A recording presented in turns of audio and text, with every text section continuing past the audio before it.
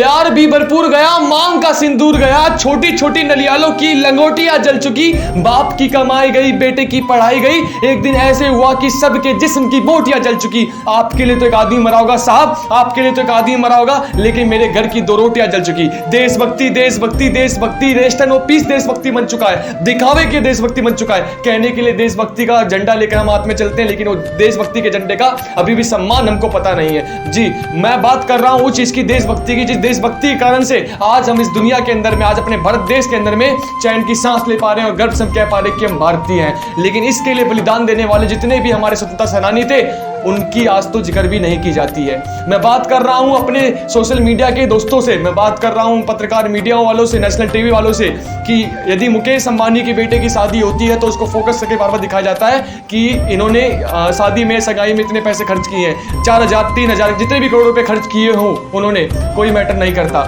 उनकी चीजों को दिखाया जाता है। यदि मुकेश अंबानी को यदि हल्दी भी लग रही है तो उस चीज को नेशनल टेलीविजन पे दिखाया जाता है, क्योंकि साहब वो उद्योगपतियों में सबसे पहले नंबर पे आते हैं भारत के अंदर में। इस चक्कर में उनके लिए काफी मान्यता दी जाती है। लेकिन दूसरी तरफ हमारे देश के अंदर में कई सारे ऐसे जवान हैं जिनकी आयु 23-23 साल की, 24-24 साल की आयु में व्यक्ति जो है, जवान जो है, माँ भारती को प्यार करता शहीद हो जाता है। जब उसकी लाश उसके घर तक जाती है तो उसके घर वालों को भी, उसके पिता को भी, वो पिता जिन्होंने अपने बच्चे को पाल पोस के बड़ा किया था, इस उम्मीद से किया था कि बुढ़ापे की लाटे का सहारा मेरा बेटा बनेगा, लेकिन वो बेटा, वो 24 साल का बच्चा माँ भारती को, सपूत को, माँ भारती को समर्पित हो जाता है। किस लिए? देशभक्ति के लिए। ये आप बात करते हैं ना कि देशभक्ति का पाठ हमको मत पढ़ाओ, देशभक्ति हम जानते हैं। हाँ, मुझे पता है कि आप देशभक्ति जानते हैं, साल में जब 2 बार देशभक्ति होती है तब आप जानते हैं देशभक्ति किसे कहते हैं, वरना आप सोए रहते हैं। आजकल आपको पता है कि हमारे हिंदुस्तान के अंदर में हर एक राज्य में कहीं ना कहीं हमारे देश के फौजी नक्सलवादियों द्वारा कभी कभार मारे जाते हैं और कभी कभार किसी कंट्री के ऐसे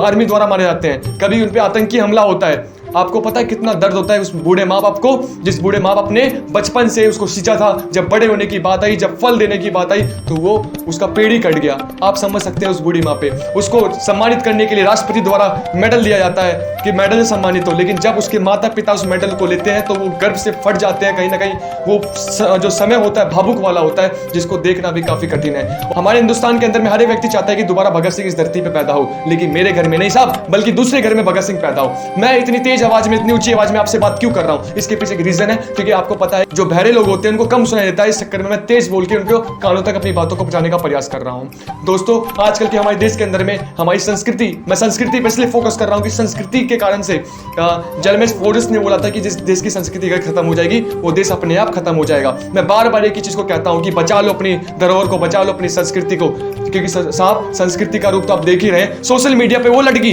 जो लड़की 2 बार डांस करके, मोए मोए गाने पे डांस करके लाखों में फॉलोवर्स ले जाती है, वहीं दूसरी तरफ हमारे देश के जवानों को अगर देखा जाए तो उन पे कोई भी ध्यान आकर्षित करना नहीं चाहता। हम फॉलो भी किन लोगों को करते हैं? उन बुज़दिलों को फॉलो करते हैं जो फॉलो के लायक नहीं है। हम अपने मनोरंजन के लिए अपने खानदान के, अपने समाज को भी बर्बाद करने में कोई भूमिका नहीं छोड़ सकते हैं, क्योंकि साथियों ये कड़वा सच आपको बता रहा हूं, आने वाले समय में आपको भी पता चल जाएगा कि हमारे देश की संस्कृति, हमारे देश के अंदर में जो बच्चे हैं उनके हालात कैसे हैं। कम उम्र के बच्चे आजकल नशा कर रहे हैं, जिसकी उम्र 12 साल की है, जिसकी उम्र 10 साल की, 8 साल की है, वो गलियों में जाकर के बीड़ी सिगरेट गांजा का सेवन करते हैं।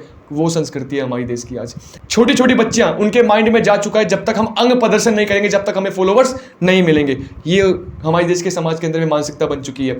हम बड़े खुश होते हैं ना कि आजकल की लड़कियों को अगर देखा जाए तो जब से उनके फेवरेट आइडल कौन होते हैं, कैटरीना, करीना, दीपिका, ये सब इनके आइडल होते हैं। और लड़कों के लिए सिद्धू मूसेवाला या आपके कोई भी एल्विस यादव, ये सब इनके आइडल होते हैं। ये हैं आइडल इनके, जो आइडल होने चाहिए वो आइडल इनके नहीं है, क्योंकि देश को आज़ाद करवाने में सिद्धू मूसेवाले ने कोई भूमिका नहीं निभाई थी। देश को आज़ाद करवाने के लिए सलमान खान, शाहरुख खान ने कोई भूमिका नहीं निभाई थी। देश को आज़ाद करवाने के लिए सुभाष चंद्र बोस, भगत सिंह, राजगुरु, सुखदेव, तमाम ऐसे कई सारे क्रांतिकारी जिन्होंने भूमिका निभाई थी। और एक बार आप जब जाते हैं मुंबई में भ्रमण करते हैं तो उनके घरों के लिए, उनका शक्ल देखने के लिए पागल हो जाते हैं, उनके घर के सामने जाके फोटो खिंचवाते हैं। लेकिन आप कभी भी आज तक भगत सिंह के घर गए हैं जहाँ पे उनका जन्म स्थान हुआ है? सुभाष चंद्र बोस की अगर घर की स्थिति आपने देखी है, जो बद से बदतर है, कोई भी देखना पसंद नहीं करता, क्योंकि साहब अब हमेशा इस कलयुग के जमाने में सच को दबाया जाता है और झूठ को फैलाया जाता है। ये हकीकत बात है, और एक दिन देख लेना कि आने वाले समय में इसका परिणाम आपको ही मिलेगा, क्योंकि कहते हैं ना साहब, बोया बीज बबूल का तो फल कैसे खाओगे। माफ करना थोड़ा ज़्यादा बोल दिया हो तो। मिलता हूँ ऐसी वीडियो के साथ। जय हिंद, जय भारत।